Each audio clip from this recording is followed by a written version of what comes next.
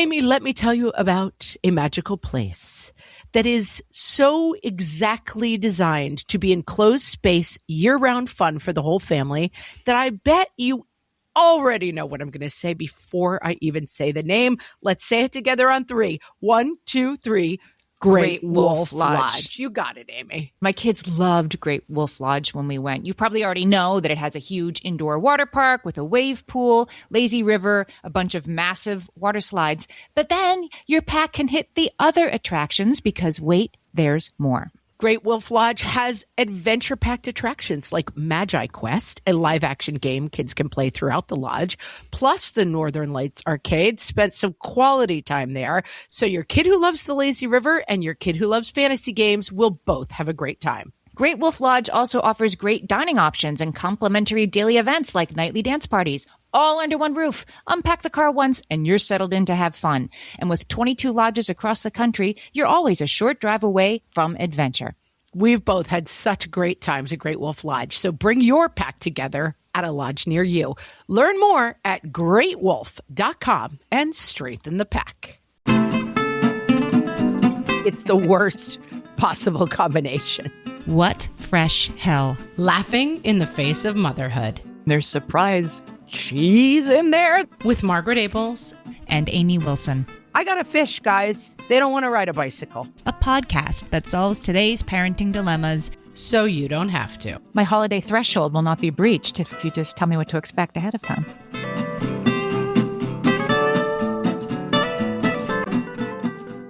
Hello, everyone, and welcome to What Fresh Hell, Laughing in the Face of Motherhood. This is Margaret. And this is Amy. Today, we're talking about why kids can be at their worst at the holidays. Yeah. I mean, they can. That's all I have to say about it. I'm very familiar with the phenomenon. We often travel at the holidays, as do many people, which adds a whole nother layer of confusion. And hit me, because I got a lot to say about this. So our friend Jo Piazza, her podcast is called Under the Influence. She's also an author. She also has a hilarious Substack. She was talking in her Substack about something called Wolf Day. And that was particularly in relation to traveling at the holiday with kids, which was the day that you travel and get there and everybody's off their schedules. I mean, time zone change or not. And you just have to push through till bedtime, even though everybody's like more dead than alive, that it's Wolf Day. And you give everybody a big pass. It's called Wolf Day because one of her children called it the worst day, like the worst day, but it sounded like she was saying Wolf Day. So it's Wolf Day and you have to give each other a pass. Yeah. I think that might be kind of where this episode is headed, but I do have a lot of research for you. Yeah. And I will say another headline that I could already anticipate is expectation management. Like it's the problem of this will be the most magical day any of us have ever lived through. We've talked about this with traveling too, right? Like, okay, we've spent 10 grand. We're going to Disneyland. Everybody better have the most magical, blessed day of their entire lives, or we've wasted 10 grand. And it's pretty similar. Like you got a couple $1,000s in travel gifts. You've got a lot of sunken costs going into it. And you also have your own, I think the holidays bring out very particularly like your own memories. The holidays are very much supposed to be one very specific way. Right. The way we never were, perhaps. But that's what it is. Maybe the way we never were. But certainly like the glossy bow on the car, gently falling snow, mom's cooking gingerbread. I'm Christmas oriented because I'm a Christmas celebrator. But whatever it happens to be, every night of Hanukkah must be a festival of lights, whatever it is you're celebrating, you know how it's supposed to go, which is probably the first part of the problem. Right. And yet, so kids can sometimes be at their worst in those situations, at your brother-in-law's, at church on Christmas Eve, in line to see Santa. Even kids who are generally pretty easygoing and even-keeled just go feral, right? They fall apart at the most unexpected times. And as you're saying, it's at the moment that you are trying to get the Christmas card photo, you are going to visit grandma, whatever. It's things that are important to you that you have stress and expectations around. Your stress is feeding into it. And anyway, it leads to a sort of a crucible, to go to my back to my high school chemistry class. It's an interesting little test tube under some heat where some stuff is happening, but none of it is because you're a bad parent and your kid is a terrible kid. And kids, especially even when they're 4 or 5, they have their own story about how magical it should be. Like they also have that thing of this is going to be the best day of the year. And that is a lot of pressure that a kid is putting on themselves too. Like they're doing the same thing we're doing, which is Christmas is the best day of the year. Right. And so anything that gets in the way of that, I keep referencing Christmas, but like this holiday, this day, this week is so special. And if it doesn't go a very specific way, it's kind of ruined for the whole year. And we blew it. So Melinda Wenner-Moyer, who is a guest on the pod. I mean, everybody's been on our podcast this morning. Exactly. At this point, if you haven't been on the podcast, write us a letter. We'll have you on. I believe we've had everyone on. She has a great Substack. And I actually set aside this article a few years ago, like, oh, this is a great episode. And somehow we never talked about it. But it was about why kids are the worst at the holidays. So I'm going to link to her Substack in the show notes because it led me to some really good research on this topic. But here's her thesis for you. And she's a scientist, guys. So this is coming from a scientist. The holidays are when kids act out the most, and it isn't your fault. That's her thesis. I love that thesis. I think it's easily provable, and we're gonna do it. Can I add one comma to that? Sure. It's also not their fault. Well, yeah, that's a good point. Not your fault, not their fault. Not their fault. That's right. Right. So lead with grace. All right. So let's get into the reasons why this is happening, because they're actually kind of specific and there's developmental psychology underpinning it. So the number one reason experts say that the holidays are when kids fall apart is because their routines are getting disrupted. So this is UCLA clinical psychologist Catherine Mogil. She says, at this time of year, all of the things that we put in place to help children feel safe and secure and to know what to expect go out the window at this time of year. She says, humans and kids in particular rely on routines for a sense of safety and predictability. And by routines, we don't mean rituals like we read A Christmas Carol on Christmas Eve and leave cookies for Santa, or we light the menorah. You mean routines. We go to bed at 7:00. We have this for breakfast. 2 stories. Right. Yeah. Exactly. So let's define routines. Let's get really scientific and define routines. This is Sarah Sitzma's definition of routines. She's a psychologist. Routines are observable, repetitive behaviors which directly involve the child and at least one adult acting in an interactive or supervisory role and which occur with predictable regularity in the daily or weekly life of the child. So like brushing your teeth while mom stands there to make sure you get the back teeth. That's a routine. Right. It doesn't have to be magical or special. It's just what you do every day. Yeah. It can be things that caregivers initiate. It can be things that kids initiate. It can be, I have my blankie and I sleep on this pillow with this cheek down. I certainly have routines for my bedtime that I like to observe. You're cute. That go You're out like, the window. I like to snuggle down with my bookie and but facing this way have my with lavender this pillow. sachet. Yep, exactly. This eye shade that I like. Exactly. And kids would never argue this, but school is a huge part of that routine. You get up at a certain time, even if you're homeschooling. There's a ritual and a routine to the day that completely disappears at one of the most heightened times of the year. For 2 weeks, right. It goes from like, and then you go off a cliff and there's nothing. That's right. Meal times is another routine, and what's served and what it's served on and what it looks like, and broccoli, how you make it and not how your father-in-law makes it, right? These are routines that are The chicken nuggets have the right shape. One time, my father-in-law, I mean, he still hasn't lived it down. He knew his grandchildren were coming for Christmas, and he went to the supermarket and he brought home dinosaur chicken nuggets that had cheese in the middle because he just grabbed. I don't know why those exist. He's still in the family? It's shocking to me. He slept He wasn't outside. banned forever?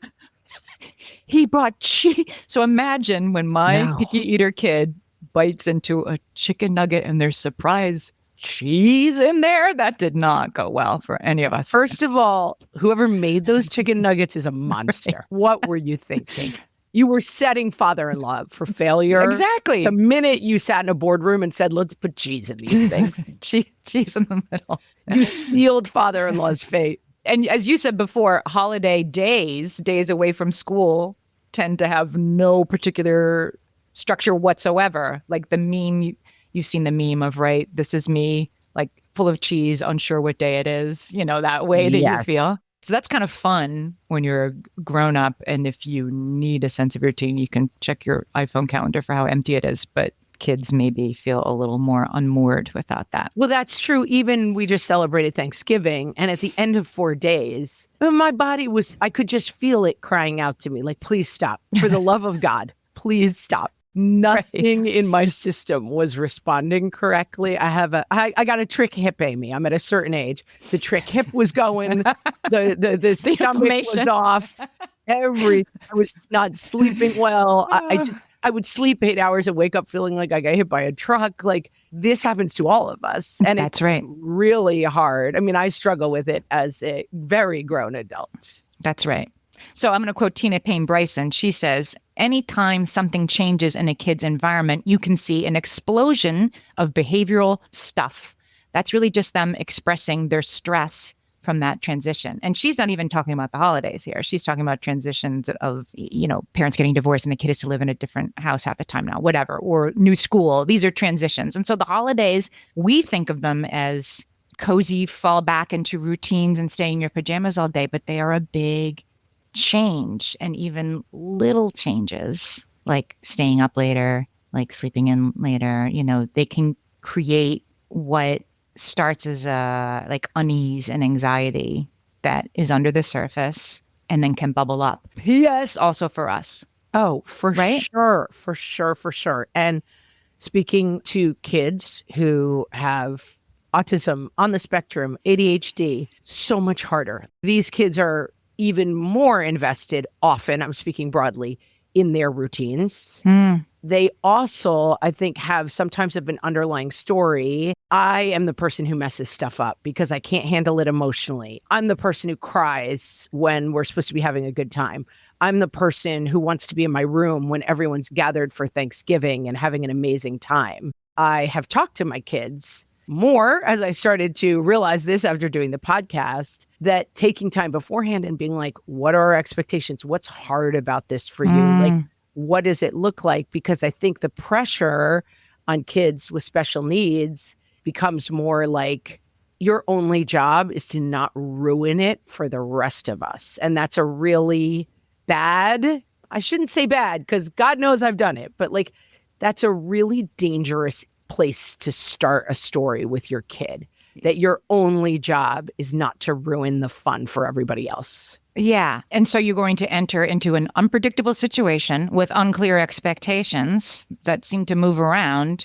We were supposed to have had dinner already and dinner's still not ready. Whatever's happening. And don't mess up in a situation without certainty in any way. Right. That would be hard for any of us. We cite that Gary Larson cartoon all the time. It's a kid and it says, like, he's saying, don't mess up, don't mess up, don't mess up. And it's like Bobby. And then the caption is Bobby messes up and he only has one symbol in his hands.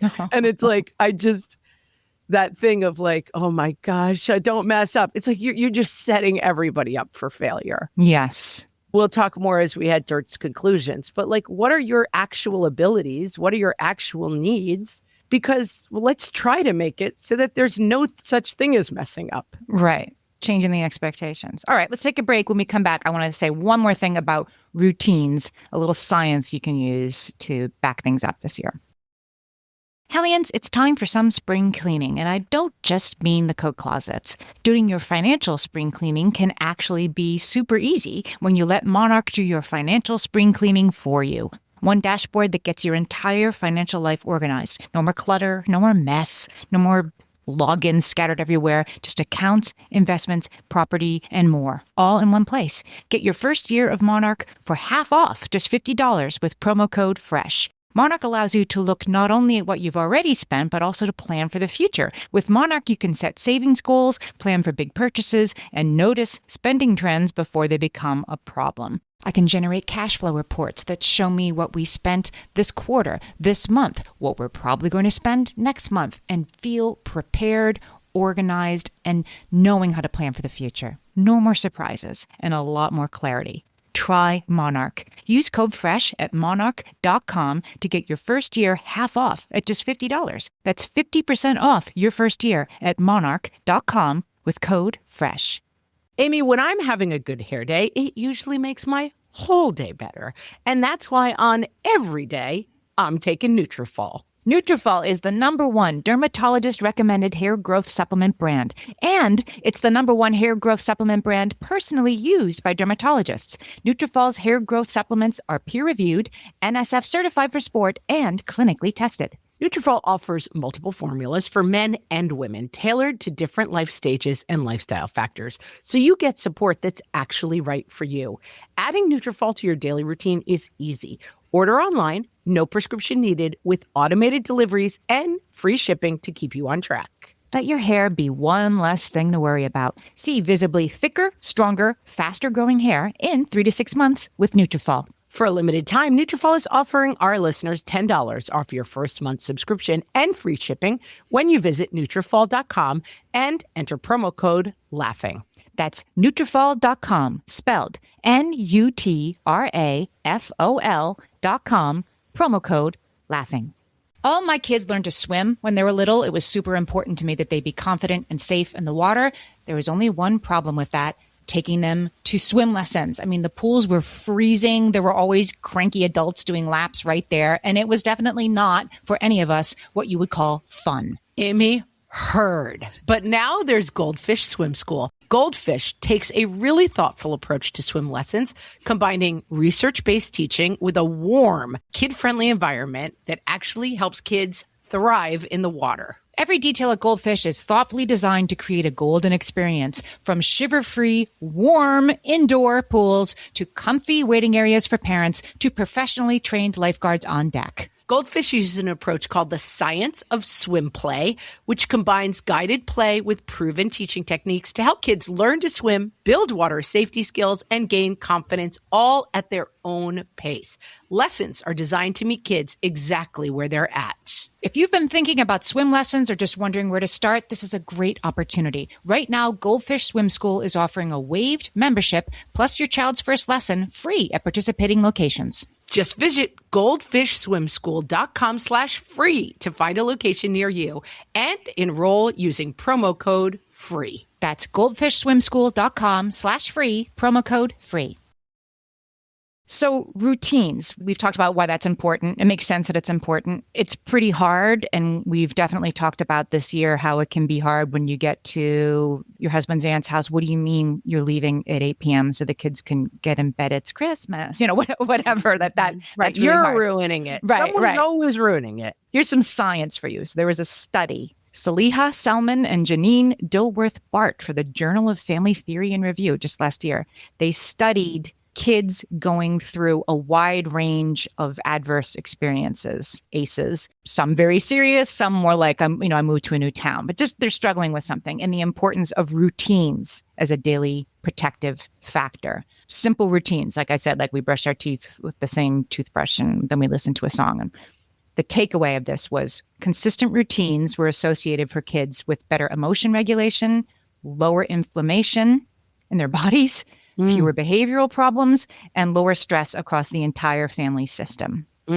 So routines are a really strong protective against uncertainty. Yes. And when we blow them up for a week, 2 weeks, we're removing a protective factor that our kids always depend on for emotional regulation.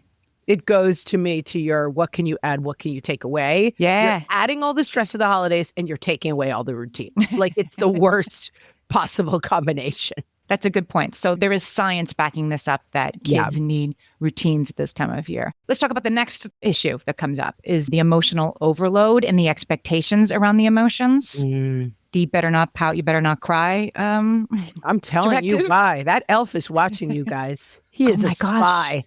I grew up a little worried that somebody could be looking in the window from the North Pole at any moment. But now I feel like we've put that in the kids' houses. Like, yes, there is somebody here watching you every day who daily reports. Goes back. Yeah. Yeah. Yeah. That's a lot of stress. When you say it out loud, it's pretty crazy. I'm not going to lie. So there's pressure for the kids to get it right, be extra good, meet expectations, even when they're off their routines. I had a kid who would be on the regular crying around December 21st that this was the year they had blown it, that they were, in fact, not going to get anything because they weren't not good for me, because I have not. Right. And as the morning drew nearer, the anxiety would really ramp up. And, I tried to be as reassuring as I could, but I mostly was like, wow, this is what it is. It's anxiety building. Then there's the conflicting emotions. You said something before about the kid also has in their mind that I'm going to get that new bike and it's going to be the best thing that ever happened to me. I'm going to get that American Girl Doll of the Year or whatever. And like my life will change.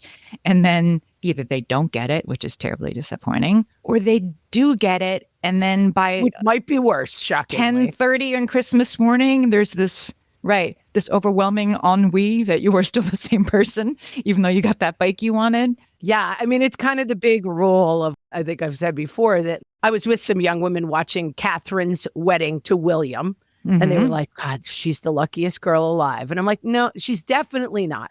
The idea that there is some secret portal to happiness that comes either through marrying a prince or getting, Josie's Country Kitchen, as was the greatest gift ever when we were little, or an Easy Bake Oven, or an Xbox, or whatever it happens to be, a Labubu, whatever people are into whatever right now. The kids want.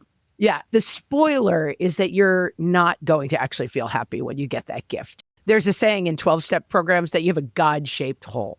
Whether or not you believe in God, it's a higher power-shaped hole. And that you're trying to fill it with gambling or alcohol or whatever it is. And that toys and gifts and Christmas presents, Hanukkah presents, they are God-shaped hole problems. Like it's a longing-shaped hole somehow that the Labubu cannot fill. Yeah. So I'm going to quote Melinda Wenner-Moyer here. She says that disappointment when your kid doesn't get what they want or they do get what they want, they cry, because whatever, that doesn't mean that they're a bad kid. It means they're having a real emotional moment that they don't yet know how to process, because there's this intense Klieg-light. One time my grandmother got me, she was so excited about this, from like a craft fair. She got me a broom that was made to look like a doll, like a lady. And so they put like a head on it, but there's still, it's still a broom. It sounds terrifying. But the bottom of it is a doll. And yes, and I think I was about 3 and I, cried and said, I don't want a doll, right, with this stick coming out of its head. And just, had a titanic meltdown on Christmas morning. And you can kind of look back like, yeah, I can see why maybe the 3-year-old didn't want that, but she had really been excited about it. So then she was disappointed that I was disappointed. And it's I could do you one better. My grandmother hand crocheted Santa doll that had like bells on its arms. Like it was stretchy. You could like stretch it out, and gave it to my brother. And he was so frightened of it. He was probably more like 6 or 7. He was terrified of it. He was screaming, I don't want it in the room. And it was that kind of hugely embarrassing moment where she's worked for like 900 hours to make this thing. Oh, she's funny. Finally presented it. He's screaming in terror. And then when she tried to leave several hours later, he ran after her and he was like, you forgot this. And he handed her back the crocheted doll. I'm regifting this to you. Don't leave this terrifying item with me. I literally hate it. Then there is the stress. So the anticipation is stress, but also like the stress and overwhelm of the environment, unfamiliar people and places, Uncle Bob who smells funny. There's a dog that barks and you don't have a dog at your house, new environment. Right. You're sharing a bed with your cousin who you don't like that much. Everything about it is tough. The forced gauntlet of like, oh, what grade are you in now? And are you playing basketball like your brother? Whatever. Right. And even for older kids, like, are you thinking about college? It's like, well, I'm in 8th grade. Like, leave me alone, please. Right. Or they are thinking about college and they don't want to talk about it. Right. Have you ever heard about the migraine threshold? I have not. Okay. So this relates, but it made me think of the migraine threshold working on this episode. The belief is that all of us have a threshold above which we could get a terrible migraine headache. Like, for me, if I drank like a bottle of champagne, I'm in trouble the next day, right? Not that I've done it, but that's why I don't. I can see that would pass my migraine threshold. And of course, for some people who get migraines, which I have people in my family who do, the threshold is lower than maybe yours or mine, but we all have it somewhere. So your threshold is here. And as long as you stay below the threshold, you're not going to get a migraine. But you do get a migraine when things go above the threshold. And it's usually not one thing. It's usually a couple of things at once. So imagine like your threshold is here, you don't have a headache, but then you have a super stressful day. And then you sit up late worrying about it, which means you didn't get enough sleep. And then you didn't eat lunch the next day because you had 2 meetings in a row. Bam. migraine And then threshold. you drank a bottle of champagne. And then you drank a bottle of champagne. I guess I could have left that out, right? If you're the kind of person who gets migraines, not having a good night's sleep and then skipping lunch can be enough to trigger it for you. Mm-hmm. My point is your mileage may vary. And if you have a kid who's anxious or neurodivergent or just high strung, their threshold to have a meltdown is a little lower maybe. But all of us have that threshold. All of us have been sent around the bend by something about something that's small, but it's because your threshold has been breached by a series of triggers that build on each other. Right. And this is all reminding me of Thanksgiving, where I would have, 18 people for bagel breakfast, and then we would eat, and then like my kids wouldn't have lunch. They're not used to just being like, we're going to cut a meal out of the day because we're going to have bagels in the morning and then Thanksgiving dinner at 5. And at noon, they were like, what's for lunch? I'm like, no, there's no lunch. It's Thanksgiving. We don't eat lunch. But I have 3 teenagers. They were actually hungry. And even our own routines are like that. Like, I can't make you lunch. I've got to do dinner for 19 in 10 minutes, You don't realize you're pushing them towards a threshold. Like, go talk to Weird Uncle Bob. I can't feed you lunch. Like, you've just hit 2 steps on the threshold. Yeah. And the migraine threshold is, there are things you can do to try to raise your migraine threshold, like practice mindfulness and get enough sleep and don't eat blue cheese. But your threshold is kind of something. It's set. It's kind of set. Exactly. Yeah. And I think that's true for people too, in terms of emotional regulation. You can work on it, but some kids' threshold is going to be lower than others. Oh, for sure. And I think this is going back to our earlier conversation that like I might have 20 steps in my migraine threshold, but a kid on the spectrum might have 1 or 2. They're very close to that line. And you've already moved to a different place. You're serving different food. You're skipping meal. Like, it takes nothing to that threshold. Mm-hmm. Right. So keeping in mind that threshold and how close you are to it. And again, like when you were saying before, like we're skipping lunch. So, my husband eats all day long. We've discussed this before. And so to be clear, he eats very healthy food all day long. He doesn't eat all day long like chips on the couch. You need to eat all day long when it's like tofu and black beans. He has 3 almonds every 10 minutes. It's not like he's like eating all day long. Like, time for another pizza. Yeah. So when we were going to somebody else's house for Thanksgiving and we're supposed to eat at this time, but it might actually be at that time, he prepared. He brought himself a little like traveling lunch because an 8-year-old can't be, what if I don't like the foods that they might be thinking about that, but they're not like, let me just make myself a healthy, quinoa bowl before we go. Well, and also not to goof on your husband, but like, this is a good thing to remember. He's a grown-up who does not want to change his routine for a day. Like he's not 5, but he doesn't want to change his routine for the day. That's true. But we forget that like a 5-year-old might feel the same way.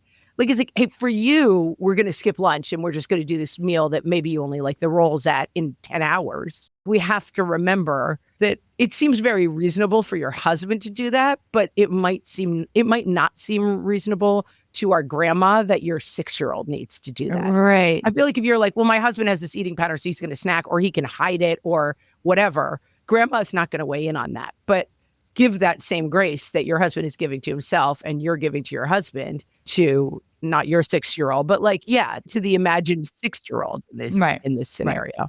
Lastly, I do want to give a little airtime to the idea that sometimes kids do misbehave at the holidays, not because their threshold has been breached or because they need to be understood, but because acting out can be sometimes a very good way to get your way, to get out of a situation you don't want to be in. Especially when there's other relatives around, because we know we are performative at our very base instincts. And so if little Jimmy at home is like, I hate you, I won't eat this, I'm like, all right, go to your room, fool. Like, we'll deal with it later. If little Jimmy does that in front of my mother-in-law, it's a very different dynamic, right? Suddenly, everyone thinks I'm a bad parent. How could your kid say you hate you? Why isn't he eating what he's supposed to? The 3 people in the corner are like, well, my kids always ate exactly what they were served. And you're not weak because you're affected by other people's opinions. You're affected by other people's opinions because we're social animals who live to please others to stay in the tribe. That's right. I'm going to quote psychologist Megan Devine here. When kids don't know how to handle their problems appropriately, they'll use whatever inappropriate trick they have at hand to get their way. And misbehavior can sometimes be an effective shortcut. Like, I'm tired of being at Aunt Amy's house, so I'm like, watch this. I'm going to blow my top and we are going to get out of here. This out, guys. Right. I'm going to 11. Right. And maybe they do. I mean, I've certainly been in the room when kids are like, when are we leaving? Can we go home? Can we go home? And the parents are like, pretty soon, ignoring them entirely. And then the threshold gets breached, right? And now it's a 4-alarm fire. I have a lot of thoughts about some ways that I've figured out how to help this dynamic. So let's take a break and we'll be back. My favorite skincare products actually feel more like self-care, like they're so nice to put on and they smell so good that I'm actually happy when I get to that part of my day.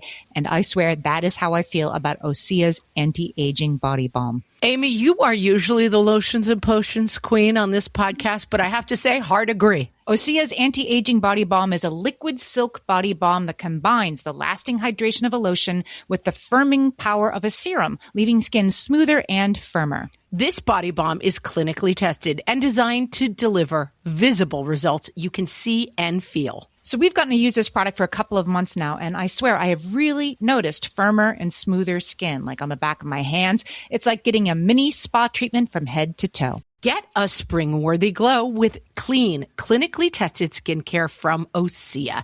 And right now, we have a special discount just for our listeners. Get 10% off your first order site-wide with code FRESH at OseaMalibu.com. That's 10% off your first order with code FRESH at OSEAMalibu.com.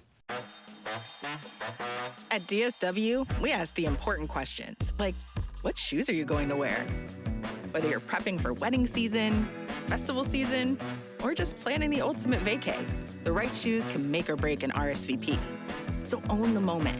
You've got big plans, and we've got just the shoes, at the perfect price, of course. Get ready to get ready with Designer Shoe Warehouse. Head to your DSW store or dsw.com today and let us surprise you. And now, things you don't want to see on any invitation ever. From the What Fresh Hell podcast. It's the holiday pageant. There are 19 acts and your kid is last. Please arrive early to guarantee good seating. There will be a gift exchange. Please bring a thoughtful present to exchange. No other information will be provided at this time. Please wear a costume that captures the spirit of the Renaissance. Please, no kids. All kids are welcome. We're going to the trampoline park with the 2-year-olds from 2 p.m. until 6 p.m. Dinner will be served at 9 p.m. This year's dress code is high-end festive casual. This event occurs exactly at your child's nap time.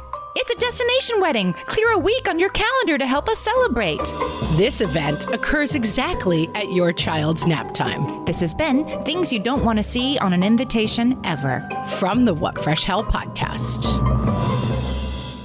This idea of the holidays often gets bigger than the realities of our personal families and lives. And so the holidays are going to be the Folgers commercial where we all joyfully sit around the tree and we have our presents every single night at Hanukkah or whatever our holiday is. We're always picturing a version that has only happened to us through a television screen. You know, it's a beautiful version. Right. We've put, as we've said, hours of work. We've done the Christmas cards. We've made everyone something special. We've hand ordered everyone an iPad case with their name on it and their favorite character. Like, we've done all this work. And the pressure for it to go well is so extreme that we set ourselves up for failure. Mm-hmm. And I think it is really important to say to ourselves and our families, what do we like about the holidays? What are we trying to accomplish? And also, you often say parent the kids you have, holiday the kids you have, right? You may have a kid. There are kids on the spectrum who have no interest in gifts at all. They're just not into the concept. They don't care. What could make their holiday special? You know what I mean? Like, what is it that they need? And it might be that kid might need to sit quietly in another room and watch their iPad while the rest of you open presents. And that's ruining Christmas for absolutely nobody, right? It isn't like nobody can open presents or this kid has to tolerate sitting there because what do you mean he's not going to sit there? Like both people can have the holiday that they want. It's ruining Christmas for nobody, for absolutely nobody, if we have set some expectations around it.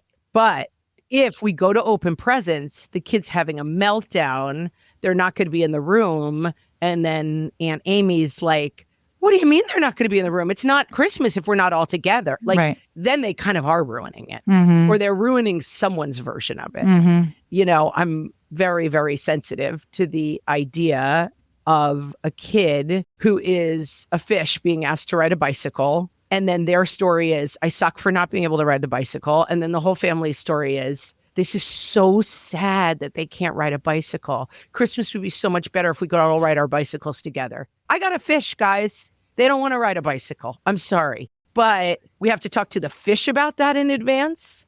And we have to talk to the whole family about it in advance. And maybe most importantly, we have to talk to ourselves about it in advance. That's right. What is this going to look like? There's nothing wrong with a fish who doesn't want to ride a bicycle. There's something different about that. You know, 600 of us are bicycle riders and one of us is a fish. And so the whole thing makes it feel like the holiday is all about putting a giant lens on our fish because they don't want to ride a bicycle. And that feeling feels terrible for the kid, the fish. It feels terrible for the mom who's like, something's wrong with my kid. My kid can't do the thing that is expected on this day. I think that some of that sadness is inherent because maybe you have your own ideas that Christmas or Hanukkah is a bicycle riding holiday. And so that's some work for us to do for ourselves. But if you wait to address it on Christmas morning, when it's already happening, it's a million times worse.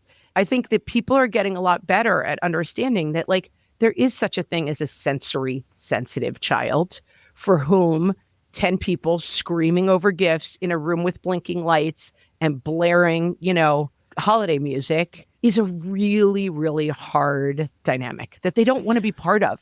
And even though it's 60 people's idea of the greatest time ever, that doesn't mean they're wrong for not wanting it.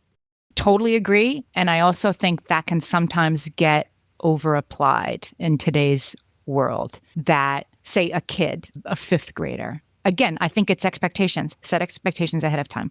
We're going to go into grandma's house. We're going to spend about 20 minutes with the adults, and they're all going to ask you how school is going and how you like baseball. And I'm going to want you to be really nice, especially to Uncle Bob, who, remember, his wife died early this year. And we're going to spend some time with him, and you're going to be very, and you can ask him if you want about the Green Bay Packers, because he loves to talk about the Green Bay Packers. And I want you to do that for about 20 minutes. And then you can go off and play with your cousins. But you're gonna do this first. Or then we're gonna have dinner. Grandma's gonna have her fancy table all decorated, and you're gonna come sit at the table. And if you don't want to eat something, you don't have to, but you're gonna sit there and we're gonna have Christmas together. And you can sit there for a little while. And then after about 15 minutes, you can say, Mom, may I be excused? And I'll say yes. And you can go play with your cousins. You know what I mean? That there has to be also built in a little bit of that. There's a spectrum. And so you may have a kid who really cannot sit at the table. That's difficult. It's something we're working on, but not this year. Maybe next year they'll be at the table with us. Not this year. We've been working on it. You know, I think about like funerals or difficult situations. You don't want to sit in church for 3 hours, but my mom died. You're doing it. You know, spectrum, no spectrum, but you still have to have a conversation. This is not going to be comfortable for you. You're going to be wearing itchy, weird black clothes. It's going to be at a church for an hour and a half. Then you're going to be sitting at a reception. Let's make a plan, but this is what's happening. I think that's right. You don't want to let kids off the hook, but you also don't want to set kids up for failure. You know where your kid is on that spectrum. Right. And also, by the way, any given Tuesday, any kid is at a very different place on that spectrum. Any given holiday, you know, sometimes kids wake up and they're having the greatest day, and sometimes they're, but like, what is it? Do we need snacks? Do we need to not skip breakfast because we're busy opening presents? Let's not just throw ourselves into this extremely stressful and difficult situation because we don't want to acknowledge it's stressful and difficult because we've been told by every song and special for our entire lives that it is, in fact, the most wonderful time of the year. Right. Well, there's a very concrete, easy thing you can do here, which is just add back in some routines. You can't have all of them. Obviously, You're sleeping at your sister's house and the kids are all in one room. But what can you do? Maybe you put the kid in the car seat and you go for a drive till they fall asleep, so at least they get a little nap in the afternoon. Maybe you say, we're going to go for a walk after breakfast, or I'm going to go in the other room and we're going to sit and read some of the stories that he likes to read. There are things you can do to reset, and they are as easy as make sure they get a little taste of what they do at home. Pick something and stick to it. And then it can be something different the next day. But the more routines you can keep consistent, the more regulated kids tend to be. We went, I remember, to my in-laws for the first Christmas. I think I was pregnant. I was hormonal. I hadn't really thought about it. I was like, it's Christmas. And I just went to their house. I don't think I've ever spent Christmas at a boyfriend's house. I think it was the first time I was ever at someone else's house for Christmas. And we're big Christmas people. Like, we do it a very specific way. Did we do it up? All growing up, blah, blah, blah.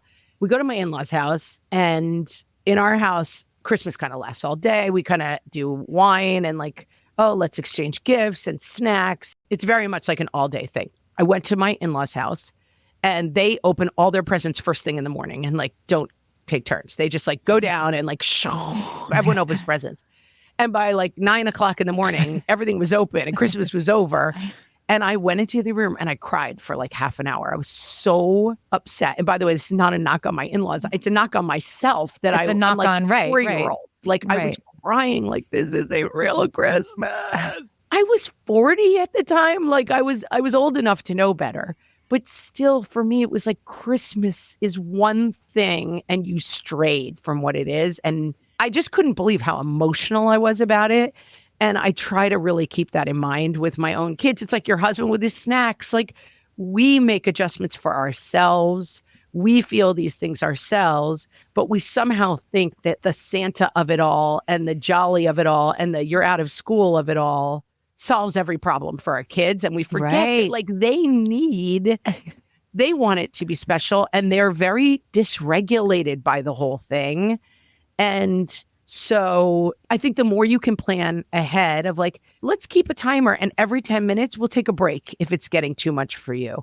Let's plan to go for a run. I mean, this is totally not me, but like, let's plan to go on a run at 11 or go to the playground and get our energy out. Yeah. Maybe sitting around and opening presents for 7 hours is not what your 8-year-old has in mind, you know? Right. Outside, bundle up and get them outside. Yeah. Go under some rocks, even though it's December. That's right. That would really help with a kid that needs a little reset. Or like, let's go play with your gifts and let's set up the Xbox. Show it to me. Like part of their joy is sharing it. And having a conversation about this in advance is going to solve a lot of the problems. Yeah. What are we worried about? What are we looking forward to the most? I mean, this is something if you don't talk about, what is the most important part of Christmas for you? You might be surprised. I love when we finally eat the gingerbread house, whatever it is. You might be surprised by the answers. You're thinking the only thing they care about is that Xbox under the tree. I don't even know if they make Xboxes anymore, but they do. They're getting smaller. You're pretty sure that like if you put that Labubu in the stocking, everything's going to go great. Have you talked about that? You don't have to say what they're getting and like, okay, first you're going to open this. You don't have to prepare them for every moment. Also, they may not know. They may say, all I care about is the Labubu. And then they're crying 5 minutes later. But I think being ready for staying light on your feet, I think, and like being able to pivot and improvise and not getting locked into like every Christmas at 7 a.m. we see the tree. You know, we have done holidays with people whose kids are not early birds. And we traditionally do like everyone's up at 6:30 and we go to see the tree at 7. Okay, let's move it to 9:30. I don't care. Right. You know, like I do care, I guess. I think when it first comes up, I'm like, well, but the tree happens at 7. Right. I just said I don't care. And I realized that was a huge lie. Just last year, I was totally mad at my family because, of course, I had done all the wrapping and the shopping and I got it all ready. I was exhausted when we got home on Christmas Eve, but I made sure everybody's presents were under the tree. And then I, got up at 7 and started making the coffee. And there had been a decision made without telling me that we were going to wait, because my kids are big now. Like we'll all wake up at like 9:30 and do presents then. But nobody had told me. And I had done 100% of the prep work and then got up and got everything, got the coffee out and the, Danish. And then I was alone. And I was so upset. And it was because... be upset. That's terrible. But if all we needed was to be on the same page ahead of time. Yeah, that's right. Like so many things we talk about on the podcast, you don't want to acknowledge that your marriage sucks. You don't want to acknowledge that your kid is failing out of high school. You don't want to acknowledge that your college plan is completely unrealistic. You don't want to acknowledge that your 5-year-old has some sort of burgeoning sensory issue that you don't understand. And so your instinct is just stick your fingers in your ears and sing Holly Jolly Christmas and just keep moving. And also, it's super busy. I'm sure your family was not like, let's not tell Amy about our plan. No, they're like, what do you mean? We all talked about it. Right. They were on the crazy holiday train. And at some point they were in a car together and be like, oh, let's just sleep in tomorrow. We don't need to wake up. But they didn't tell you, not because they're evil people, because they were on the crazy train, as we all are. And this is the time, like, you got to start 2 weeks out. You got to start having these conversations. Get on the same page. And maybe I would have been like, what do you mean we're going to sleep in? But I know it's happening. And then my holiday threshold will not be breached if you just tell me what to expect ahead of time. There you go. Let's stay away from the migraine threshold. Friends, if you have anyone in your life who celebrates a holiday, you should share this episode with them. That's right. I actually really enjoyed this episode. Amy prepped it and I came in not knowing what we were even really talking about. And I feel like it really helped me out. Like, I'm actually going to do this. I'm actually going to sit down with my kids who are now teenagers and say, do we want to wake up at 7 a.m. still? Do we want to do this? What do we want for the meal? What do we want this to look like? What's important about it? What's not important about it? Another part of this conversation, we're now at the point where you want like a laptop. That's the only gift you're getting. You know, when you were little, you got 45 things that were all, under $10. If you're asking for a laptop, that's your gift. You're done. I just realized as I'm saying it out loud, like I haven't said that to them, but I've said to myself, listen, if we're getting something expensive, we're not getting a million other things. I better tell them that. Yep. Because otherwise here comes tears.